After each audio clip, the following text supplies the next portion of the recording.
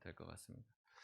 우리 로마서 강의 10번째 시간인데요. 오늘 그러나 이제는 이라는 제목으로 같이 말씀을 나누도록 하겠습니다.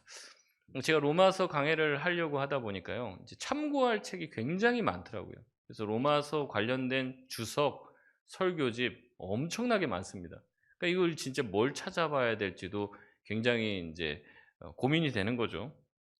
그래서 굉장히 이 로마서에 관련된 책과 설교들이 많고 설교집들도 많습니다. 근데 단연 많은 사람들이 정말 최고의 로마서에 관련된 설교집으로 꼽는 것이 있다면 마틴 로이드 존스 목사님의 이 로마서 강해예요.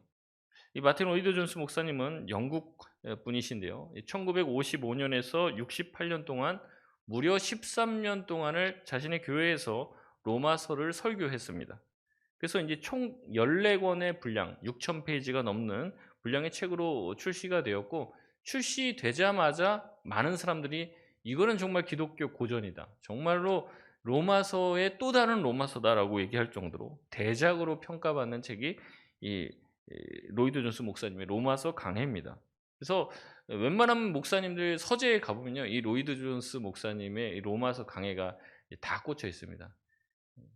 저는 이제 한 반 정도만 갖고 있는데요. 로마서 강해들 다 가지고 있어요. 근데 이제 너무 많다 보니까 뭐 다 가지고는 있는데 다 읽은 사람은 거의 없다. 뭐 이렇게 알려져 있는 책입니다. 제가 이 설명을 계속 해 드리는 이유는 뭐냐면요. 이 로이드 존스 목사님이 로마서 강해를 시작하는데, 우리가 보통 이제 강해를 시작하면 보통 어디서부터 강해를 합니까?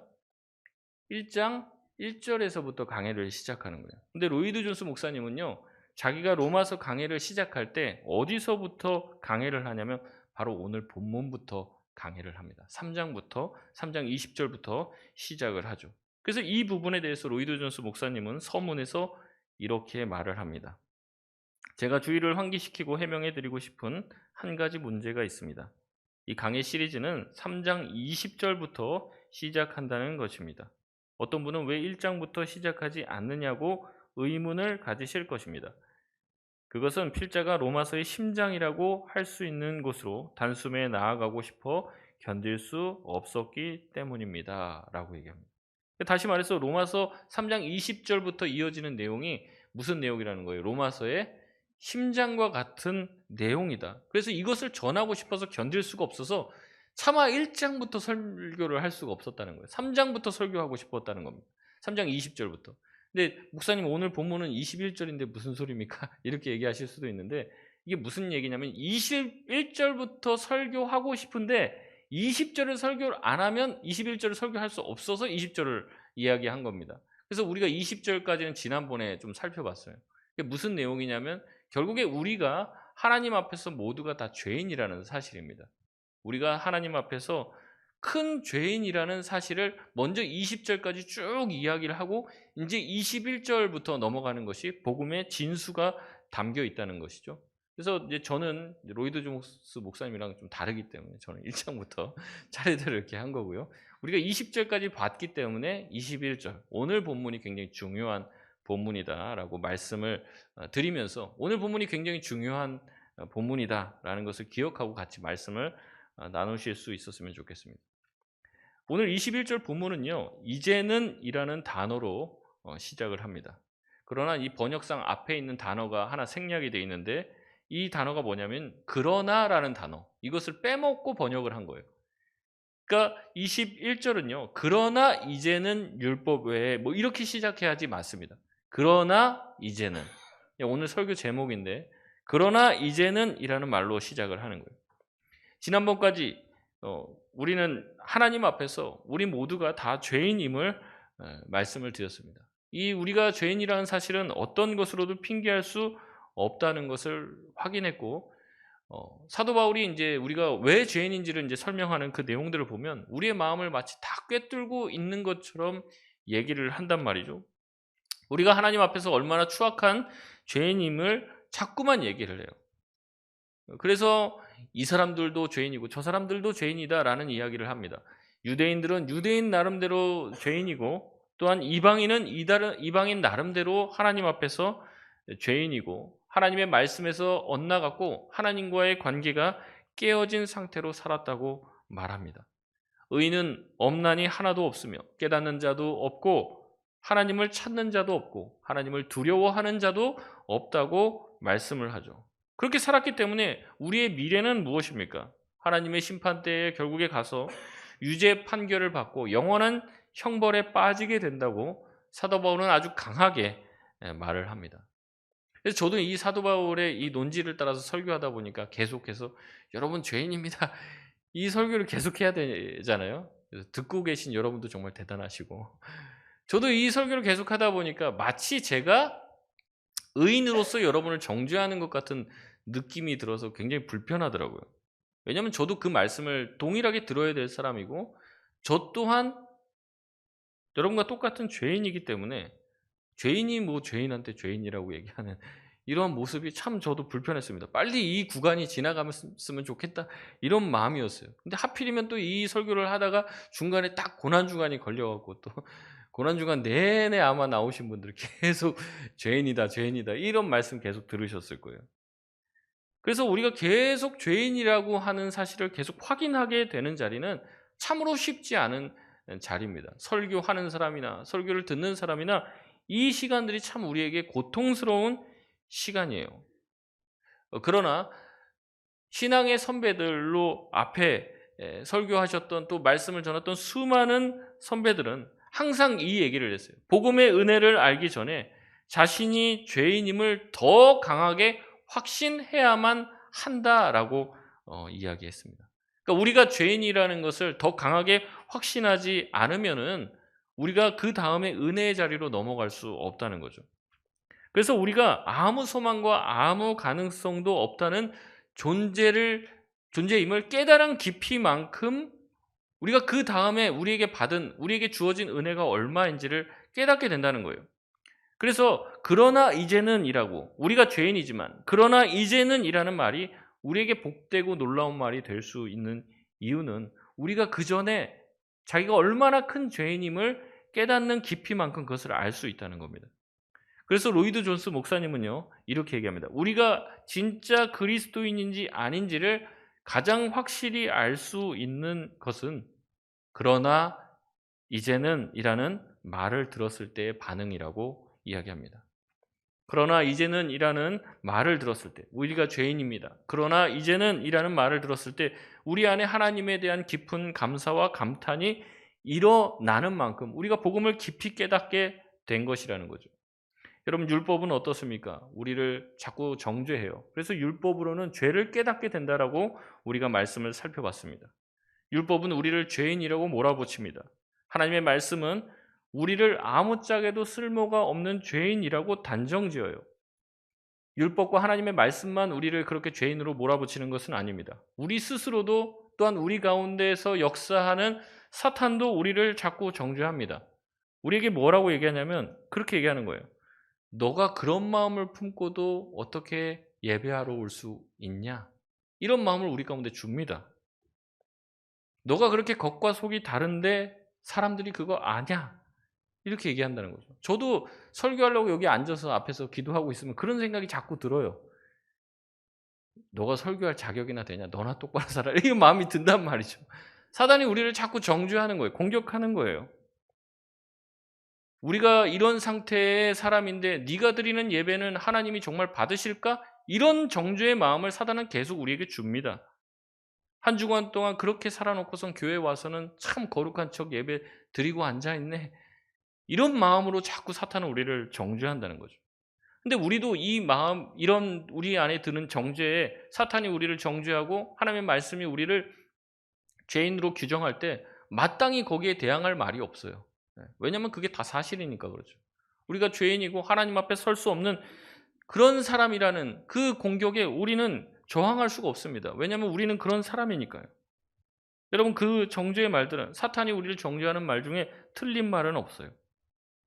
그러나 예수 그리스도 안에서 우리는 그러나 이제라는 말을 할 수 있는 힘이 주어졌다는 사실을 여러분 믿으시길 바랍니다.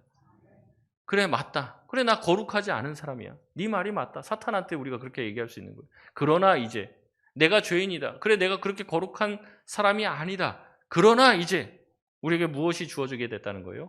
하나님의 복음이 주님이 나를 구원하셨다는 그 복음의 말씀이 우리에게 주어졌다는 것을 여러분 믿으시길 바랍니다. 그렇기 때문에 우리가 죄인이라는 사실은 거기서 끝나는 내용이 아니에요. 우리는 마땅히 죽어 또 벌을 받아야 될 죄인이죠. 그러나 이제 그리스도께서 나를 위해서 십자가에 죽으심으로 말미암아 우리는 하나님의 은혜를 받은 자가 되었습니다. 우리는 죄인입니다. 그러나 이제 더 이상 우리는 죄와 저주 아래 있지 않습니다. 바로 누구 때문에 그렇습니까? 우리를 위해서 죽으신 십자가의 예수 그리스도 때문에 그렇게 된다는 겁니다. 우리 중에 누구도 하나님의 불꽃 같은 눈과 하나님의 저울에 달아봤을 때 빠져나갈 수 있는 당당한 의를 가지고 있는 사람은 하나도 없습니다. 우리는 존재 자체가 아무 소망이 없는, 한 가닥의 소망도 희망도 없는 사람입니다. 이 사실을 깨달을 때만이 주님이 우리를 구원하셨다는 사실이 감격으로 달아올 수 있는 것이고, 우리가 죄인이라는 사실을 깊이 확신한 사람만이 그러나 이제라는 말을 할 수 있게 됐다는 거죠. 그렇기 때문에 우리는 우리가 죄인이라는 사실에 깊이 고통스러워야 합니다. 그 고통을 깊게 느낀 분일수록 내가 죄인이라는 사실, 그 죄인에서 벗어나기 위해서 수많은 것들을 해봤지만 아무 소용이 없다는 것을 깨달은 사람일수록 하나님의 용서와 은혜가 더 크게 느껴지게 된다는 거죠. 바울은 21절에 그러나 이제 율법 위에 하나님의 한 의가 나타났다라고 말합니다. 이것은 율법과 선지자, 다시 말해 구약에 이미 예견된 것이라고, 예언된 것이라고 말씀을 합니다. 이 구약과 선지자, 이 구약에 예언된 것, 그 내용이 무슨 내용입니까? 22절에 나옵니다. 22절 말씀 같이 읽겠습니다. 시작. 곧 예수 그리스도를 믿음으로 말미암아 모든 믿는 자에게 미치는 하나님의 의니 차별이 없느니라. 아멘. 율법에 나타난 하나님의 의는 무엇이냐면 예수 그리스도를 믿음으로 말미암아 모든 자들에게 미치는 의입니다. 이 의는 차별이 없죠. 유대인이나 이방인이나 모두 차별 없이 그들이 지은 죄로 인하여 하나님의 심판대에 오른다면 모든 믿는 자에게 미치는 하나님의 의 또한 차별이 없습니다. 다시 한번 바울은 우리의 실존, 우리의 모습을 언급합니다. 23절 말씀입니다. 같이 읽겠습니다. 모든 사람이 죄를 범하였음에 하나님의 영광에 이르지 못하더니. 잘 나가다가 다시 한번 또 모든 사람이 죄를 범하였고 하나님의 영광에 이르지 못한다고 우리가 죄인임을 다시 한번 언급합니다. 여러분, 왜 사도 바울이 다시 한번 우리가 죄인임을 또 말할까요? 여러분, 우리가 죄인이라는 사실은요, 한 번만 듣고 끝낼 일이 아니라는 거예요. 사람이라는 게 간사해서 그래 나 죄인이다 회개하고 나면 돌이키면 또 어떻게 돼요? 자기가 대단한 줄 안다는 거예요. 그러니까 사도 바울은 복음에 대해서 또 얘기를 시작하려다가 잠깐 멈추고 다시 한번 또 얘기합니다. 모든 사람이 죄를 범하여서 하나님의 영광에 이르지 못했다. 그 사실을 다시 한번 강조하는 거죠. 결국 죄인이라는 것을 아는 만큼 용서의 값어치를 깨닫게 된다는 이야기입니다. 바울은 죄인인 우리가 하나님의 영광에 이르지 못했지만 그럼에도 불구하고 하나님은 우리를 의롭게 하셨다고 곧바로 덧붙여서 말합니다. 24절 말씀에 그리스도 예수 안에 있는 속량으로 말미암아 하나님의 은혜로 값없이 의롭다 하심을 얻은 자 되었느니라. 이 24절 앞에도 뭐가 붙어 있냐면요. 그러나라는 단어가 생략이 되어 있습니다. 그러니까 뭐냐면 우리가 죄인이다. 그러나 예수 그리스도 안에 속량으로 말미암아 하나님의 은혜로 값없이 우리는 의롭다 하심을 받았다라고 이야기하고 있는 것이죠. 우리는 죄를 범했지만 하나님의 은혜로 말미암아 우리가 구원을 얻었다는 사실을 계속해서 반복적으로 이야기하고 있습니다. 구원은 어떻게 주어졌습니까? 22절의 말씀에 모든 믿는 자에게 주어졌습니다. 또한 어떻게 주어졌냐면 차별 없이 주어졌습니다. 또한 24절의 말씀 보면 뭐라고 얘기합니까? 은혜로, 하나님의 은혜로 값없이 주어졌습니다. 이게 복음이 우리에게 주어진 특징인 거예요. 모든 믿는 자에게 차별이 없고 선물로 값없이 주어진 거죠. 다시 말해서 복음은 우리에게 어떤 대가를 요구합니까? 아무 대가도 요구하지 않아요. 쉽게 말하면 복음은요 우리한테 거저 주어졌습니다. 공짜입니다. 공짜. 믿기만 하면 주어지는 거예요. 조건 없이 주어졌습니다. 자격 없이 주어졌습니다. 누구든지 믿기만 하면 모든 믿는 자에게 차별 없이 주어지는 게 하나님의 구원이라는 사실을 여러분 믿으시길 바랍니다. 그렇기 때문에 얼마나 이 구원이 감사해요. 얼마나 이 구원이 정말 하나님 앞에 감사할 것밖에 없습니까? 그럼에도 불구하고 구원에 대해서 감사하는 사람을 크게 본 적이 없습니다. 주님이 날 구원하신 것 때문에 감사하다라는, 물론 여러분 많이 계시겠지만 참 찾기 힘들어요. 뭐 그래도 자녀가 뭐 어떻게 잘 돼서, 또 내가 하는 뭐 어떤 일들이 잘 돼서 감사하다, 이런 얘기하는 사람들 많이 있습니다. 그러나 주님이 나를 구원해 주셨다는 그 감사 때문에 매일이 감사합니다라는 사람 찾기가 어렵다는 거죠. 왜냐면요, 제가 생각해 보니까 그런 이유가 뭐냐면 구원이 내 입장에서는 뭔가를 치룬 게 하나도 없는 거예요. 내가 구원을 받기 위해서 내가 뭐 한 게 없기 때문에 구원을 별로 그렇게 우리가 소중하게 여기지 않는 것 같아요. 여러분이 가지고 계신 것들 중에서 값어치 있는 것을 한번 생각해 보십시오. 아마 여러분이 그것 되게 중요하다, 내가 이거 제일 좋아하는 거야, 내가 제일 소중히 여기는 거야. 그게 자녀일 수도 있고요, 여러분이 가지고 있는 어떤 물건이나 건물이 될 수도 있습니다. 여러분은 아마 그것을 얻기 위해서 엄청난 대가를 치르셨을 거예요. 그 대가를 치르고 얻었기 때문에 그게 소중한 겁니다. 근데 구원이라는 건 아까도 말씀드렸잖아요. 값없이 선물로 은혜로 주어졌어요. 우리 입장에서 한 게 없어요. 그러니까 이 구원을요, 대수롭지 않게 생각합니다. 그래, 뭐 믿어서 하나님이 날 사랑해 주셨고 구원해 주셨다는데 이게 그래서 어쩌라고, 이런 반응을 보인다는 거죠. 여러분, 구원을 대수롭게 여기지 않는 것은 우리가 아무것도 한 것이 없기 때문에 그래요. 여러분, 그러나 하나님의 입장은 다릅니다. 하나님은 우리를 구원하시기 위해 자신이 치를 수 있는 가장 큰 대가를 치르셨습니다. 하나님은 구원을 이루시기 위해서 하나님 자신이 치를 수 있는 가장 큰 희생을 치르셨다는 거죠. 그 희생이 어떤 희생입니까? 25절 말씀입니다. 같이 읽겠습니다. 시작. 이 예수를 하나님이 그의 피로써 믿음으로 말미암는 화목제물로 세우셨으니 이는 하나님께서 길이 참으시는 중에 전에 지은 죄를 간과하심으로 자기의 의로우심을 나타내려 하심이니. 아멘. 하나님은 아들 예수 그리스도를 믿음으로 말미암는 화목제물로 세우셨다라고 말씀하십니다.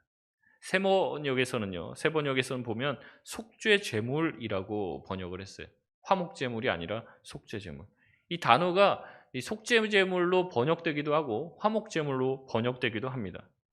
여러분, 이 제물은 무엇을 하기 위해서 존재합니까? 이 구약에서 제물은 보통 제사 드리는 사람의 죄를 대신 뒤집어 쓰고 죽는 일을 했습니다. 구약에서 제사를 드릴 때 어떻게 하냐면요, 이 제사 드리는 사람이 이 제물을 가지고 와요. 그래서 그 제물을 가지고 와서 제사장 앞에다가 이게 세우고 제물 위에다 손을 얹고 자기의 죄를 얘기합니다. 내가 누구를 예전에 미워했고 거짓말을 했고 물건을 훔쳤고 뭐 이제 자기가 지었던 죄들, 하나님 앞에서 자기가 지었던 죄들을 그 제물에 대해 손을 대고 이제 자기가 얘기하는 거죠. 고백하는 거죠. 그러면 그 즉시 자기의 죄가 이 제물에게로 옮겨갑니다. 그래서 이 제물이 모든 죄를, 내가 지은 죄에 대한 모든 죄를 이 제물이 다 뒤집어 쓰고 이 제물이 나 대신 죽음으로써 우리의 죄를 씻음 받는 것이 속죄 제물이 하는 일들인 거죠. 그래서 이 자기가 가지고 왔던, 자기가 그렇게 흠없이 기르고 키웠던 이 짐승을 자기의 죄 때문에 죽이는 이 방법을 통해서만 우리가 죄 씻음을 받았다는 거죠. 이런 방식으로 속죄 제물이 자기가 죽음으로써 우리의 죄를 속하는 일을 했습니다. 예수님이 그런 일을 했다는 거죠. 또한 오늘 번역에서는 화목제물로 하나님이 세우셨다라고 말합니다. 여러분, 화목제물은 무엇이에요? 둘이 사이가 원수지간이 됐는데 둘을 화해시키기 위해서 제물을 드린다는 겁니다. 여러분, 예수님이 화목제물로 우리를 위해서 세워졌다는 것은 누구와 누구 사이를 화해케 하기 위해서 주어진 것입니까? 하나님과 우리 사이인 거죠. 여러분, 성경에서는요, 우리가 죄로 인해서 하나님과 원수가 되었다고 얘기합니다. 그냥 좀 죄를 진 게 아니라 하나님과 원수가 되었어요. 여러분 원수는 어떻습니까? 서로가 죽이려고 드는 게 원수입니다. 그냥 좀 미워하는 정도가 아니에요. 아, 나 저 사람 별로야. 그건 원수가 아니죠. 원수는요, 서로 그냥 죽이고 싶은, 내가 살든지 네가 살든지, 네가 살면 내가 죽는 거고 내가 살면 네가 죽는, 그게 원수란 말이에요. 원수지간이 됐습니다. 하나님은 우리가 지은 죄 때문에 분노하셨어요. 우리를 죽이지 않고는 안 됩니다. 왜냐하면 하나님은 공의의 하나님이고 정의의 하나님이기 때문에 분명히 지은 죄에 대해서는 반드시 추적하고 처벌해야 합니다. 인간의 입장에서는 하나님과 멀어졌어요. 하나님이 싫은 거예요. 하나님 자꾸 뭐 해라 하지 말라 하는 게 불편한 거죠. 하나님을 떠났습니다. 그래서 하나님과 인간 사이의 관계는 서로 죽여야만 하는 그런 적대적인 관계가 된 거죠. 근데 예수님이 어떻게 하신 겁니까? 자기의 몸을 십자가에 죽이심으로 하나님과 우리 사이에 다리를 놓으신 거예요. 그래서 우리가 하나님과 화해하도록 하신 것이죠. 죄로 인해 하나님의 영광에 이르지 못한 사람들, 그 사람과 하나님 사이를 중재하기 위해 예수님은 자기 자신을 희생 제물로 바치신 것입니다. 그래서 예수님은 속죄 제물이자 화목 제물이 됩니다. 스스로 제물이면서 스스로 제사장이 되어 십자가에서 자기 몸을 찢으시고 피를 흘리시고 물을 흘리심으로 우리의 죄를 사해 주신 것이죠. 그래서 예수님이 공생애를 처음 시작할 때 예수님이 세례 요한에게 세례를 받으러 가는 장면이 나옵니다. 근데 세례를 받으러 오는데 세례 요한이 예수님을 가리켜서 뭐라고 합니까? 보라, 세상 죄를 지고 가는 하나님의 어린 양이다. 예수님이 세례 요한에게 나옵니다. 세례 요한이 그 머리 위에다 손을 얹고 세례를 줘요. 지금 이 장면이 무슨 장면과 똑같습니까? 제사 드리는 거랑 똑같은 거예요. 제사 드리는 거. 그래서 신학자들은 얘기합니다. 모든 인류, 과거, 현재, 미래 모든 인류를 대표해서 세례 요한이 예수님에게 안수하고 예수님은 세상의 죄를 그때 지시게 된 것이다. 모든 인류의 죄가 다 예수님에게 지워지고 예수님은 그 다음부터 뭐가 되는 겁니까? 세상의 죄를 진 어린 양이 되어서 공생애를 살고 십자가에서 자기 자신을 찢으셔서 스스로 제물이 되시고 제사장이 되셔서 십자가에서 모든 죄를 사하신 그 일이 바로 주님께서 우리에게 주신 구속의 사역이라는 것이죠. 여러분, 하나님은요, 죄를 모른 채 할 수 없는 분이에요. 왜냐하면 하나님은 공의의 하나님이시기 때문에 그렇습니다. 예수님께서 이 땅에 오실 때까지 하나님은 길이 참으셨다고 말합니다. 그리고 예수님을 보내셨어요. 그리고 과거, 현재, 미래의 모든 인류의 죄에 대한 형벌과 분노를 십자가에서 다 쏟으시고 하나님의 의를 이루셨습니다. 하나님의 의가 말씀드렸죠. 죄에 대해서는 반드시 처벌을 해야 되는 게 하나님의 의입니다. 그 처벌을 우리를 사랑하셔서 우리가 아닌 예수 그리스도께 다 쏟으셨습니다. 그렇기 때문에 하나님의 의는 죄에 대한 단순한 분노가 아닙니다. 그 분노 안에는 죄에 대해 미워하시지만 죄를 벌하셔야 하지만 우리를 사랑하시기에 우리를 벌할 수 없고 자기 아들을 대신 벌하시고 죽이신 의가 담겨 있는 것이죠. 그래서 하나님은 이 십자가를 통해서 우리도 의롭다 하시고 하나님 자신도 의롭게 된 것입니다. 이와 같이 하나님의 의는 자신을 희생한 의예요. 자기의 아들까지 죽이면서 우리를 사랑한 의입니다. 이 하나님의 의, 이 사랑의 의만이 하나님도 의로우실 수 있고 우리도 의로울 수 있는 유일한 길인 거죠. 만약에 하나님 편에서 예수님을 죽이지 않고 다른 길로 우리를 구원하실 수 있었다면 아마 그렇게 하셨을 겁니다. 누가, 어떤 사람이 아들을 죽이면서까지 누군가를 구하고 싶겠습니까? 다른 방법이 없었기에 하나님은 자기도 의로우시고 우리도 의로울 수 있는 길을 선택하신 것입니다. 그래서 하나님은 십자가를 계획하셨어요. 십자가를 아들에게 지우게 하셨습니다. 이런 아버지의 뜻을 알기에 아들 예수 그리스도는 기꺼이 십자가를 자청하셨습니다. 우리를 위해 죽임을 당하되 기쁨으로 그 죽임을 당하셨습니다. 이 모든 것은 다 우리를 사랑하셔 이루어진 일이죠. 여러분, 하나님이 왜 우리를 사랑하실까요? 지금도 미스테리입니다. 사랑할 만한 존재를 사랑하는 것이 마땅한데도 주님은 우리 같은 죄인을 사랑하셨습니다. 우리를 사랑하신 이유를 우리는 전혀 알 수 없죠. 하지만 주님은 우리를 사랑하셨고 우리를 사랑하셨기에 십자가의 공로를 다 이루시고 그저 믿기만 하면 차별 없이, 값 없이, 은혜로, 조건 없이, 자격 없이 구원을 우리에게 선물로 주셨습니다. 그러기에 구원은 공짜로 받은 것이지만 공짜가 아닙니다. 구원은 엄청난 대가를 치룬 사건이요. 하나님께서 자기의 모든 것을 내어주신 사건입니다. 여러분, 이 엄청나고 위대한 선물을 우리는 거저 받은 것이에요. 죄인인 우리가 은혜를 입은 것이죠. 죄인이지만 그러나 이제는 믿어 의인이 될 수 있는 길이 열린 것입니다. 여러분, 이 어찌 큰 은혜요, 어찌 된 사랑입니까? 우리가 이 사랑과 이 은혜를 받을 자격이 있습니까? 이 사랑과 은혜를 받기 위해 우리가 한 게 뭐가 있습니까? 아무것도 없죠. 그냥 받았습니다. 그러기에 은혜인 거죠. 우리의 삶이 배은망덕해서는 안 돼요. 우리가 은혜를 배반해서는 안 된다는 겁니다. 여러분, 세상의 종교는요, 항상 인간 편에서 신에게 뭔가를 드려야만 합니다. 인간 편에서 신을 감동하기 위해서 뭔가를 해야만 그 신이 움직입니다. 그러나 기독교의 하나님은 그렇지 않습니다. 자격 없고 아무것도 하지 않고 오히려 하나님을 분노케 한 인간들을 향해 하나님은 먼저 구원을 베풀어 주셨습니다. 먼저 구원을 베풀어 주시고 먼저 은혜를 주시고 먼저 우리에게 생명을 주신 다음에 우리에게 얘기하는 거예요. 내가 너에게 생명을 줬고 내가 너를 의인이라고 부를 테니 이제는 의인답게 살아라. 이게 바로 기독교의 복음인 거죠. 여러분, 우리가 어떻게 살아야 됩니까? 그 은혜를 받은 사람으로 살아야 될 줄 믿습니다. 창세기 보면은 창세기 6장에 노아의 사건을 언급하면서 하나님이 그런 말을 해요. 내가 인간을 이 세상에 지은 것을 후회한다, 이렇게 얘기합니다. 후회한다.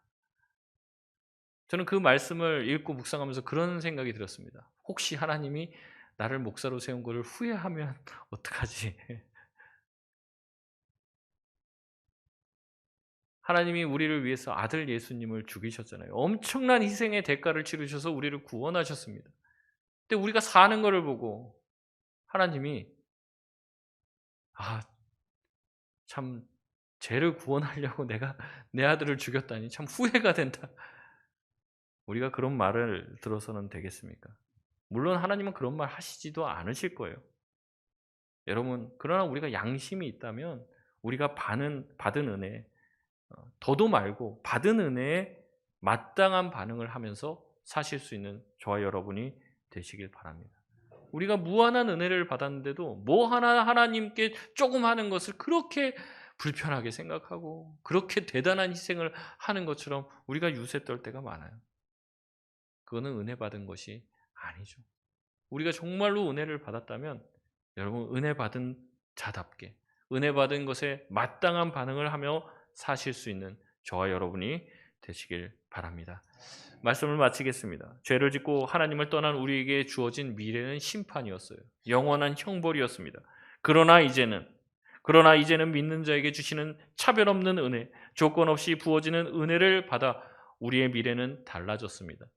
우리의 미래는 영원한 심판이 아니요, 영원한 기쁨이요, 영원한 즐거움의 천국이 보장된 것입니다. 그 은혜를 받았다면 그 은혜에 합당한 인생을 살 수 있는 저와 여러분 되시길 바랍니다.